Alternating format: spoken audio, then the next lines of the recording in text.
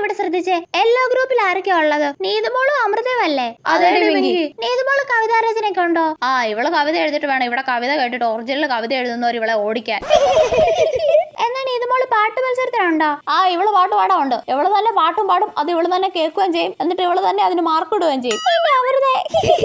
എന്നാ നീതുമോള് ഡാൻസ് കളിക്കാനുണ്ടോ?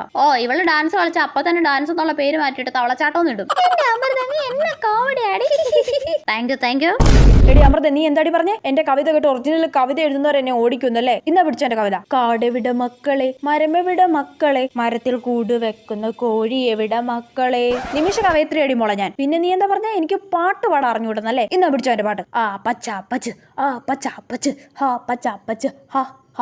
എനിക്ക് ഡാൻസ് കളിക്കാൻ അറിഞ്ഞൂടല്ലേടി.